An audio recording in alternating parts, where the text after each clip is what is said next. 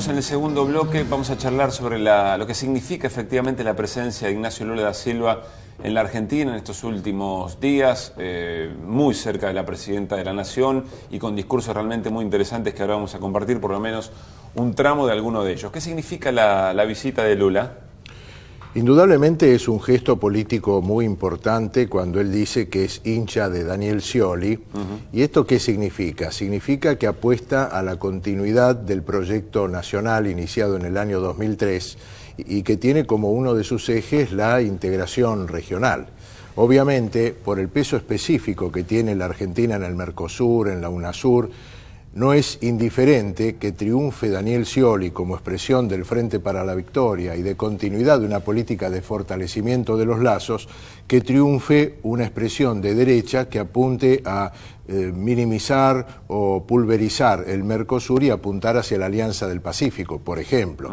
Por el otro lado, Lula es un líder de un peso específico notable en la sociedad brasileña y él apunta a reemplazarla a Dilma al final de su mandato y además la está respaldando en el marco de una presión brutal de la derecha que la quiere destituir y con las movilizaciones populares que respaldan a Dilma, pero también las que encarnan los sectores opositores que quieren precipitar su finalización anticipada del mandato. Sí, dicho sea de paso, se formó una comisión pro-impeachment en las últimas horas que en están Brasil. juntando firmas y a tener adhesiones. En cuenta, ¿no? Así que es un gesto muy, muy importante de un líder regional que, como decía Carlos, estuvo presente en un momento clave de la definición del escenario político, como fue el 2005 y el no al ALCA. Sigamos charlando de Lula, pero a partir de su palabra política, ¿qué les parece si lo escuchamos? Dale. Y la seguimos? Escuchemos a Ignacio Lula da Silva en su visita aquí en la Argentina.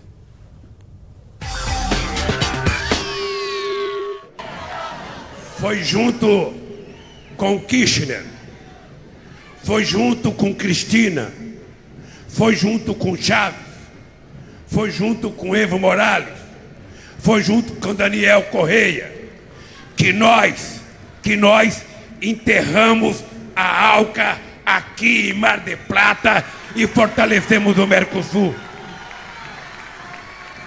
Foi junto com Kirchner, com Cristina e com tantos outros companheiros que nós criamos a Unasul, que nós criamos a CELAC, o projeto que fez pela primeira vez Argentina e Brasil compreenderem que os dois países são inseparáveis e que um precisa do outro. A única coisa que nos divide hoje é se Maradona é melhor do que Pelé ou se Messi é melhor do que Neymar. No futebol ainda temos divergência, mas na política, no comércio e na relação política, eu tenho orgulho de dizer que o Brasil e a Argentina construíram a mais importante relação entre os dois países e que se Argentina e Brasil continuarem unidos, certamente a América do Sul estará unida e a América Latina estará unida. Um abraço e parabéns ao povo argentino. Además del contenido, hay una víscera política puesta en juego que es muy sencillamente identificable como de cierto tipo de dirigentes vinculados a movimientos populares, ¿no? Sí, primero quiero decirte que no es la primera vez que Lula viene a apoyar, lo hizo con Cristina también en las elecciones anteriores, porque la clave está en lo último que él dice. Argentina y Brasil unidos son la garantía de la construcción de la unidad sudamericana y de la unidad latinoamericana. Argentina y Brasil unidos son la garantía de la consolidación de la UNASUR y de la consolidación de la CELAC. Argentina y Brasil unidos son, por eso hay que vincularlo con lo anterior cuando Cristina dice, Lula, sé nuestro embajador, porque hay que fortalecer ese polo. Hoy ya tanto Argentina como Brasil tienen relaciones estratégicas privilegiadas, tanto con China como con la Federación Rusa. Pero eso hay que ampliarlo, hay que seguir construyendo esa integración, que es de enorme trascendencia. Argentina va a ser centrales hidroeléctricas con apoyo chino, centrales atómicas.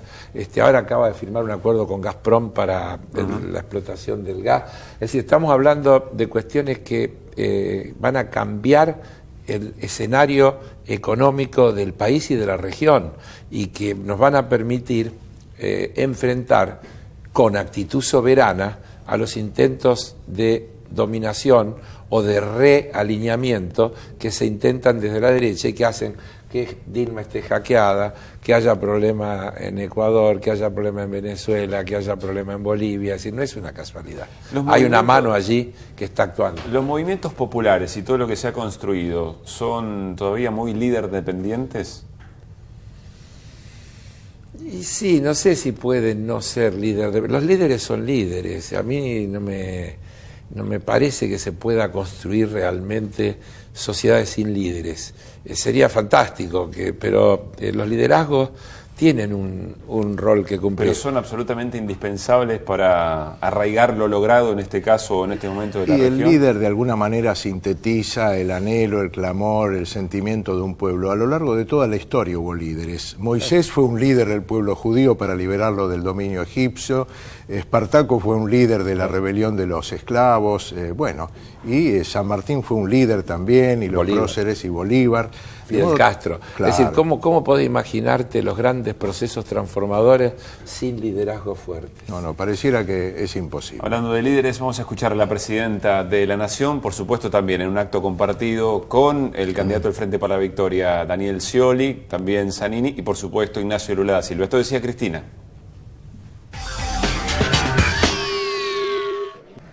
La integración de la región, como recién decía Lula, él y Néstor inauguraron una etapa inédita en la historia de las relaciones entre Brasil y Argentina. Siempre nos habían tratado de enfrentar. No era casualidad, es que necesitaban a Argentina y a Brasil separados y divididos para subordinarnos. Por eso, Daniel, vamos a tener que profundizar la integración de la región latinoamericana, porque ahí está nuestro lugar y nuestro destino.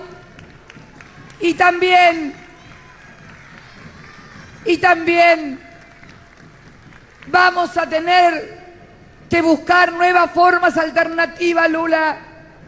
Vos tenés que ser el embajador para que Argentina integre el BRIC y ya no sea más BRICS, sino BRICSA. Ese es nuestro lugar. BRICSA es la inclusión de la Argentina dentro de los BRICS. Cuando la presidenta le dice, Daniel, tenemos que fortalecer la unión regional, le está pidiendo un tenor político, un tenor de definición política que quizá Daniel Scioli nunca tuvo que jugar tan decisivamente o definirse tanto pero tal en vez su carrera política, ¿no? No, a ver, para ser justos, porque hay en otras cosas en las que yo creo que uno podría ser más crítico, señalar, pero hace ya bastante tiempo que se fue a Brasil y se reunió con Lula y Dilma, fue a Uruguay, fue a Cuba y se reunió con Raúl Castro. Es decir que si la gestualidad tiene que ver con la intención, yo creo que la gestualidad dice claramente que la intención es seguir fortaleciendo este camino de integración y respetar esta idea de que nuestro lugar en el mundo es este. Sí. En la década del 70 había una consigna que era liberación o dependencia. Hoy en día podríamos decir integración o subordinación. Sí. Si no nos integramos, quedamos a expensas de los grandes grupos económicos y de la dependencia del imperio. De a poco nos vamos a ir metiendo en la coyuntura electoral. Lo escucharon a Rogelio Frigerio, presidente del Banco Ciudad, decir que Lula, Cristina y Scioli eran la fórmula para el ajuste y la devaluación. Sorprendente intentar colocar esa idea y además viniendo del espacio político del que se viene, ¿no? Pero lo intentan los muchachos igual. Pero poco serio, difícil.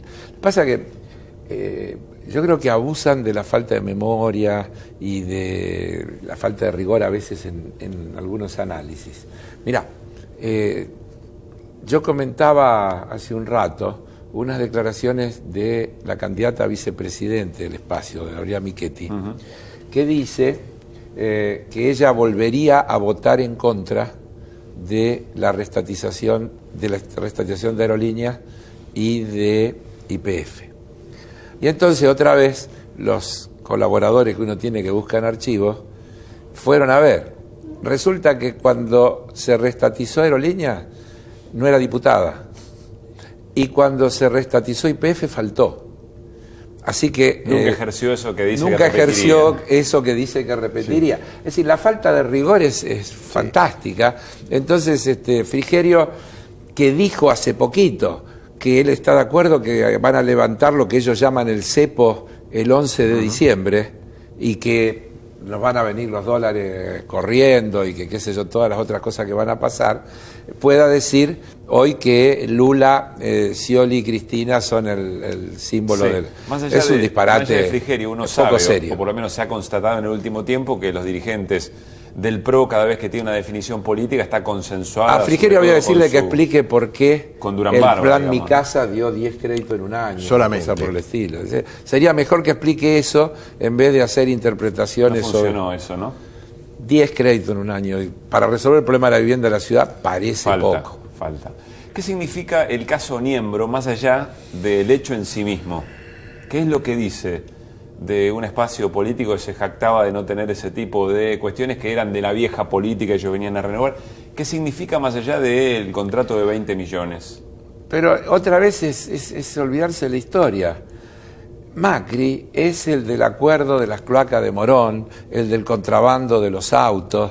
Es decir, ¿de dónde viene eso? Ellos dicen bueno, que son actualmente transparentes. está procesado, ¿no? Sí, procesado por tema de escucha y demás, pero él fue juzgado, y su padre, y condenado con el tema del contrabando de los autos. En el tema de Morón, el intendente Rousselot terminó destituido por ese contrato. Es decir, cuesta mucho creer que estamos hablando de alguien que es la imagen de la transparencia. Mira, yo puedo contar una cosa que he dicho otras veces. Macri acordó con el Grupo Clarín que si lo apoyaban para que él sea presidente de Boca, le iba a dar un contrato multimillonario para que el Grupo Clarín desarrollara una cantidad de negocios, entre ellos la televisión exclusiva de los partidos que Boca jugaba en la Copa Libertadores, el merchandising y no sé cuántas otras cosas más. Cosa que hizo inmediatamente, claro, que asumió con una empresa del Grupo Clarín llamada Inversora de Eventos Sociedad Anónima. Así que no hay que asombrarse de nada. Ellos son típicamente empresarios inescrupulosos que ponen la máxima rentabilidad posible como el objetivo de todos sus actos. Claro. Y hay una cuestión quizás genética, porque el padre de Mauricio Macri, Franco Macri, formaba parte de lo que se llamaba la patria contratista. Seguro.